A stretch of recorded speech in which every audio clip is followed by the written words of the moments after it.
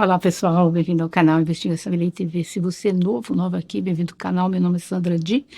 Eu sou advogada e ativista contra o tráfico humano. Eu venho aqui toda terça e quinta trazer casos solucionados, casos sem solução e também de desaparecimentos misteriosos. Vamos nesse caso, gente. Essa história foi contada no canal da youtuber Elizabeth. Ela é uma venezuelana, mas mora fora do país. Não tenho bem certeza em qual país que é, mas é uma excelente youtuber. O conteúdo na internet é escasso sobre essa matéria, então eu vou fazer esse vídeo baseado na pesquisa efetuada para ela. Então, claro que não vou pegar o texto todo e pretender que eu fiz, como dezenas de youtubers fazem, né?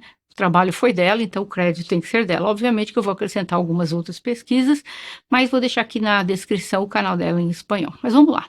Em 25 de fevereiro de 2018, alguns meios de comunicação comunicaram que encontraram uma jovem que teve ácido jogado no seu rosto e ela estava sem os olhos e o dedo de um pé. Era o corpo de uma jovem que era belíssima, mas suas escolhas a levaram a um caminho que teve um fim bárbaro. Mas fique até o final porque é um caso intrigante.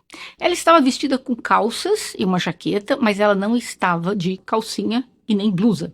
O desaparecimento da jovem chamada Kenny Finol, que tinha 26 anos, né, na época dos fatos, natural da Venezuela, mas que morava no México, que foi comunicado às autoridades o que havia ocorrido com ela. E depois de verificar as características físicas, especificação de tatuagens, os amigos puderam confirmar que o corpo pertencia a essa jovem Kenny Mireia Finol.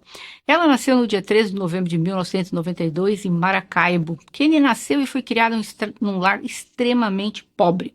As ruas não eram pavimentadas, a criminalidade era absurda. A Kenny era a mais nova de 4 irmãos, cada filho de pais diferentes. A sua mãe, Mireia Finol, era uma mãe solteira. Kenny chamava atenção com seus grandes olhos verdes, seu cabelo loiro. Devido ao ambiente que estava sendo criada, ela estava sendo exposta às coisas ilegais desde muito jovem. E com 13 anos e sem supervisão quase que nenhuma, imagino o que pode acontecer com uma adolescente.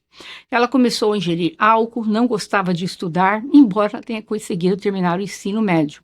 Quando ela tinha 13 anos, ela fez amizade com uma garota mais velha que vivia na prisão.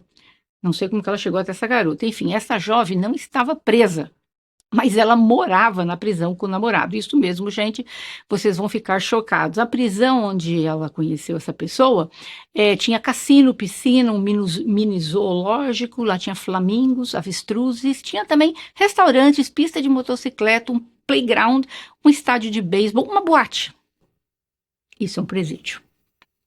Havia também vários túneis onde os presos entravam e saíam sem problemas. Enfim, aquilo era, para mim, mais do que um resort, do que uma prisão. E as namoradas, esposas e até os filhos dos prisioneiros viviam lá, todo mundo junto. A prisão é a prisão de Tocorón, na Venezuela, uma das maiores do país. Ela era controlada diretamente pelos presos. Muitos deles membros da poderosa gangue El Tren de Aragua, em homenagem ao estado onde Tocorón está localizado. Segundo o Ministério das Informações venezuelanas, após 11 mil policiais serem destacados para entrarem em Tocorón em 2023, que é esse centro penitenciário de Aragua, na Venezuela, o governo do presidente ditador Nicolás Maduro recuperou o controle da prisão após anos. Isso mesmo, gente, por anos e anos a prisão era administrada por eles. Para vocês verem, piscinas, flamingos, avestruzes, zoológico, pistas de motocicleta. Precisou 11 mil policiais entrarem para acabarem com aquela festa. Então, mas vamos voltando aqui. A Kenny, ela se tornou amiga de uma dessas meninas aos 13 anos. E essa menina era namorada de um dos líderes daquela gangue.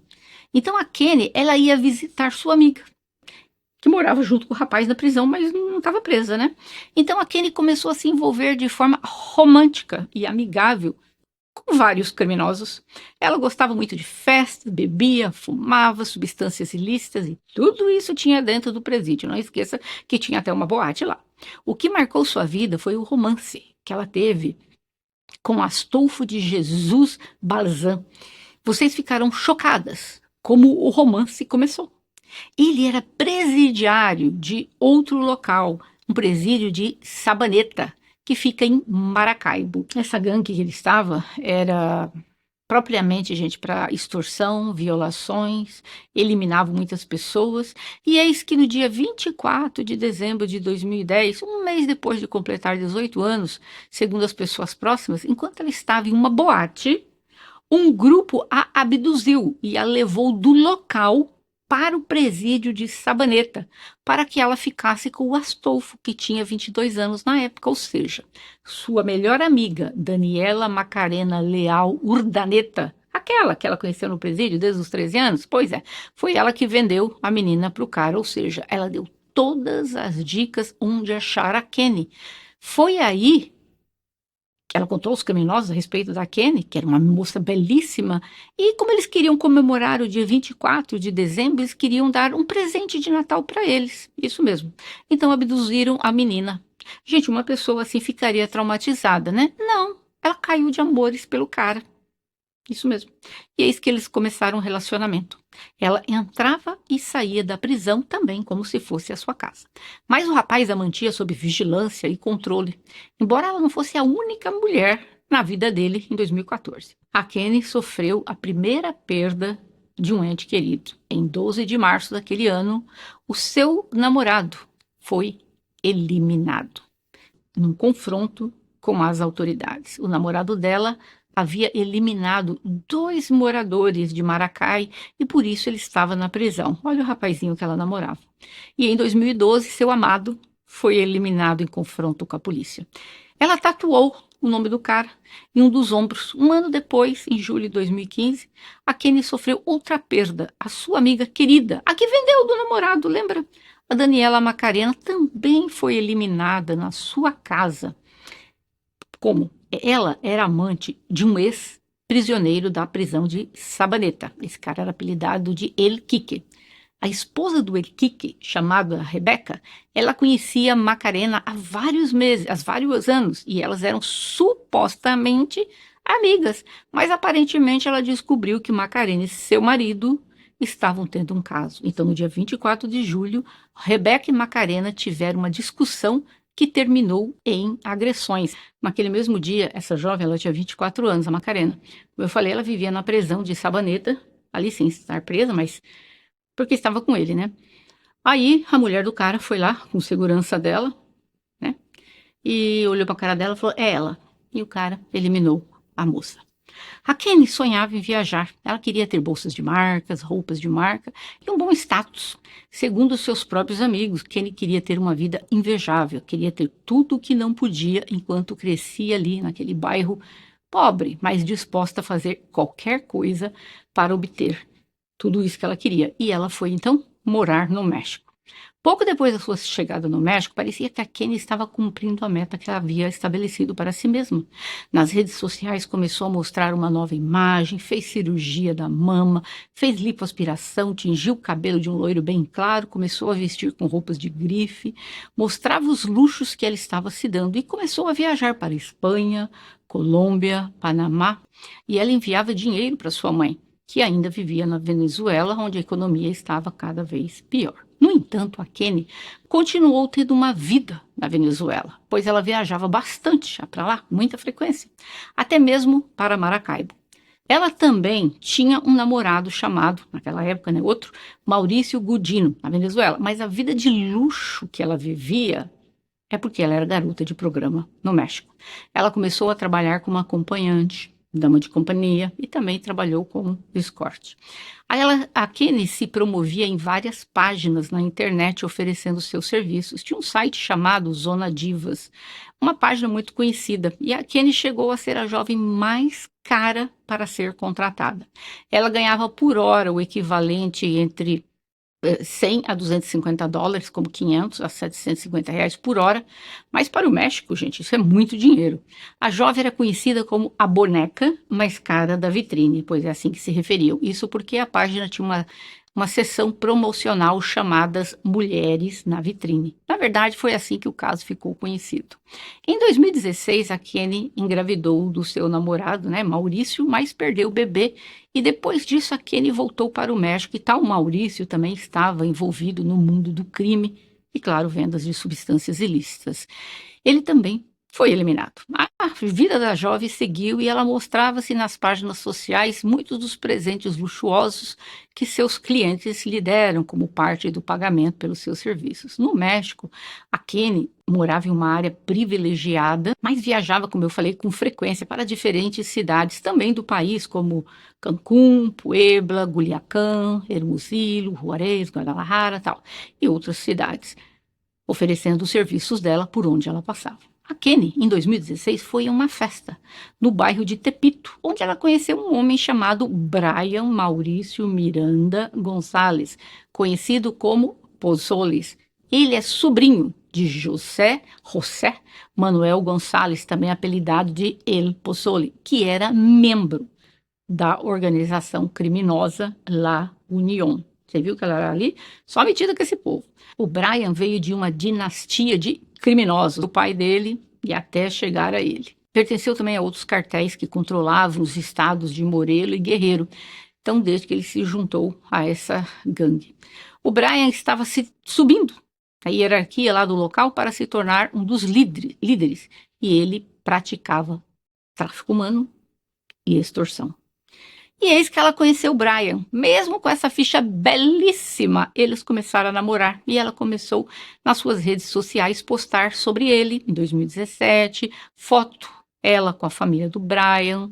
Ele não estava preso, tá, gente? Mas todo mundo sabia que era um baita de um traficante. O início do relacionamento foi um problema, porque o Brian exigiu que a Kenny parasse de trabalhar como garota de programa, mas ela recusou-se porque ela gostava de ter seu próprio dinheiro. Então, ele começou com os maus tratos contra a Kenny e ela decidiu terminar o relacionamento em setembro de 2017.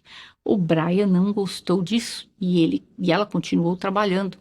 Ela já não era mais namorada dele, mas ele ameaçou eliminá-la algumas semanas depois.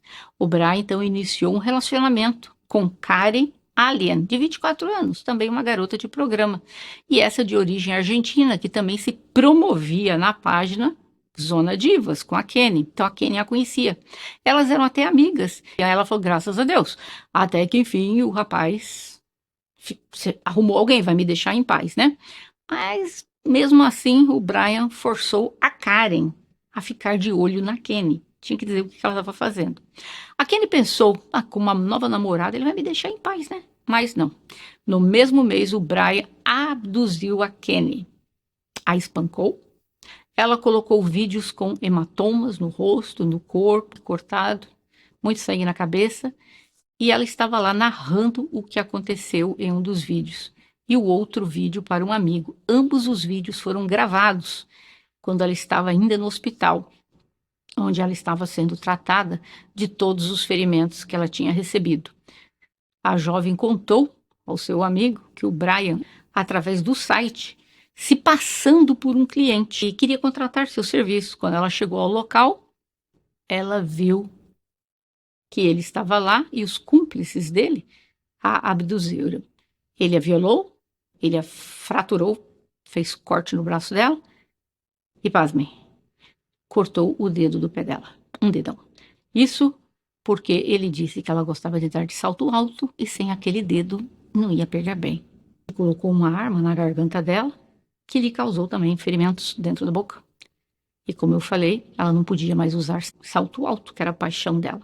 Ele exigiu que ela cancelasse os serviços online e que fosse embora do México. Disse que se ela não saísse, ele a eliminaria. Ela ficou apavorada, a Kenny ficou escondida por quase 4 meses e não saiu para trabalhar nem um dia, com medo de que fosse uma armadilha do Brian. Ela não saía, não ia nem ao supermercado durante aqueles meses. Ela continuou a receber ameaças do Brian, que estava dando a ela 10 dias para sair do México e dizendo que se ela não saísse, ela se arrependeria. E que ele se arrependeu de tê-la deixado sair viva naquele dia. Mas disse que na próxima vez ela não teria a mesma sorte. A Kenny assegurou-lhe que iria embora. Mas um áudio, ela pede a ele um tempo para juntar dinheiro suficiente para ir para outro país e disse que precisava renovar seu passaporte. E ela disse, abre aspas, não me vi essa foto, estou lhe dizendo, preciso ganhar dinheiro para ir para outro país, porque você porque você não sabe, não é fácil. Eu tenho muitos gastos com a passagem e outras coisas mais, fecha aspas. Ou seja, ele devia estar mostrando alguma foto de pessoas que ele havia eliminado, jovens, né? Em outra conversa, ele a confrontou, porque aparentemente a Kenny estava se promovendo através de um Instagram privado. E de alguma forma a informação chegou até ele. Então, ali haviam se passado 4 meses, ela ainda não estava indo a lugar nenhum, porque estava paranoica. E aí, no dia 23 de fevereiro de 2018, a Kenny decidiu aceitar o convite de um dos clientes para um festival de música eletrônica. Naquele dia, ela contou para sua mãe, para os seus amigos, que sairia de casa e, pela primeira vez, iria lá para participar desse show que ia ter lá, né? Porém, 2 dias depois, seu corpo apareceu caído na rua, com sinais que ela foi torturada. Seus amigos e familiares apontaram o Brian Miranda Gonzalez como o autor daquele crime horrível, mas 6 anos depois, ninguém foi preso por isso. Apesar de todas as evidências, o cara não foi acusado de nada referente a Kenny, mas ele não foi vinculado a esse caso, mas ele foi associado ao caso de uma outra jovem, que também era garota de programa, que colocava anúncios na mesma plataforma. Entre 2017 e 2018, muitas garotas de programas foram eliminadas de forma semelhante e com o mesmo modus operandi. Ou seja, provavelmente a mesma pessoa. Então, seria um serial killer, não? Essa pessoa solicitava os serviços das jovens. Ela se encontrava em um determinado hotel e depois alguém as eliminava. A maioria delas eram venezuelanas e quase todas se conheciam ou tinham alguns amigos em comum. A primeira vítima foi Wendy de Lima Cortés, uma venezuelana de 26 anos. Seu nome artístico era Mônica Valença. Em 4 de fevereiro de 2017, Wendy foi ao Hotel Príncipe Escadon e as câmeras de vigilância mostraram que ela chegou por volta das 6h30 da noite. De acordo com as testemunhas, um rapaz chegou de moto, meia hora depois, pagou pela noite completa no quarto por 1 hora, mas ficou lá 1 hora. Mas, após 1 hora, por volta de 7h30, o sujeito saiu do hotel. No dia seguinte, os funcionários abriram a porta do quarto e encontraram o corpo da Wendy. Ela estava meio escondida em um lado da cama. Outra vítima foi Genesis Julianes Gibson James, uma mulher também venezuelana de 24 anos. Então, poucos anos depois de se mudar para o México, a Genesis comprou uma casa em um bairro de classe média, em Querétaro. Ela morava com sua filha de 5 anos, sua mãe e sua irmã. O nome dela de guerra era Latac. E geralmente ela também trabalhava na cidade do México e também na cidade de Puebla. E eis que em 16 de novembro de 2017, ela viajou para Puebla em seu carro Mazda para prestar serviços a um cliente. Chegou inicialmente ao Hotel Palmas, onde ligou para a mãe para avisar que havia chegado e onde ela estava.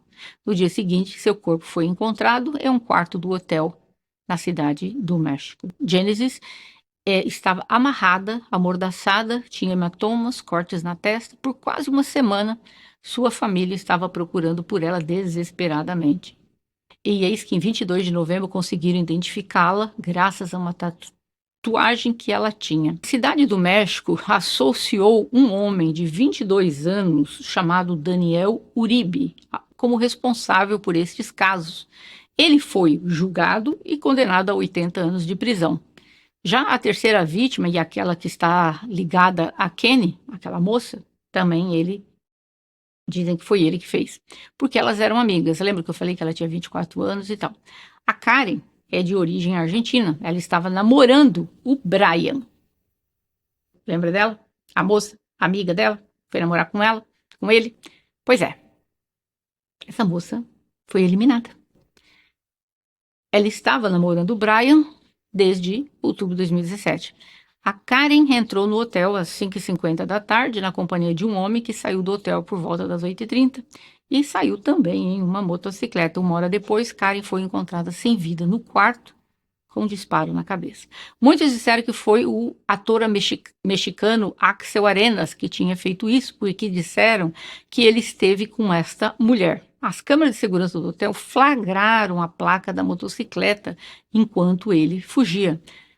Mas também houveram supostas declarações de 3 funcionários do hotel que disseram ter visto o ator com a Karen, conheciam desde 2016. Porém, o ator negou tudo isso e disse que não conhecia a Karen e provou que naquele dia ele nem estava na zona do crime. Ele estava na Colômbia com a namorada dele. Mas a Karen também tinha sido ameaçada pelo Brian enquanto eles estavam ainda namorando, já que ele exigiu que ela parasse de trabalhar como garota de programa, como ele fez com a Kenny. Ou seja, todas as moças que passavam por ele ali, depois elas eram eliminadas. A própria Kenny contou a uma amiga dela, na noite que ela foi eliminada, que o Brian ligou para ela para dizer que ele havia feito isso com a Argentina. A moça, né, a Karen, e que faria isso com ela. Em 12 de fevereiro de 2018, Kátia Mendonça, de 28 anos, foi encontrada sem vida, mas seu crime tem certas semelhanças com os da Andy, da Genesis, da Karen. A pessoa pagou pelo quarto durante toda a noite, mas saiu do hotel algumas horas depois. Segundo o exame de corpo dele, a jovem foi torturada por pelo menos 1 hora e teve os dedos quebrados. Suas mãos tiveram as unhas arrancadas. No início de fevereiro de 2019, quase 1 ano após o ocorrido com a Kenny, o Brian foi preso. Mas foi preso por crimes contra a saúde e vendas de substâncias ilícitas. Mas foi libertado logo depois, em outubro de 2023. O Brian foi preso novamente, mas dessa vez com a sua nova namorada, Cassandra Rodrigues, outra venezuelana de 30 anos. Eles foram presos porque estavam vendendo a erva verde. Estavam com eles 93 porções desta erva. O Brian está detido na prisão do norte da cidade do México, mas não há nenhuma acusação relacionada com a Kenny, com a Kátia, com a Genesis, com todas essas jovens que eu citei. Em 2024 estreou na Netflix A História Oculta da Zona Divas, que teve 4 capítulos que abordam a história da Kenny e de algumas outras vítimas. Minhas considerações. Tudo leva a crer que esse homem que está eliminando estas moças. Eu não entendo como que no México eles não conseguem provas, mesmo que sejam circunstanciais, para colocá-lo na prisão. Ele fez ameaças para ela tem áudios dele dizendo que ele seria eliminada. Ela contou para a amiga dela, que no dia que ela até foi eliminada, antes, obviamente, que ele contou que ele tinha eliminado uma das jovens, ou seja, tantas provas, eu não entendo como que esse homem não está preso até o dia de hoje.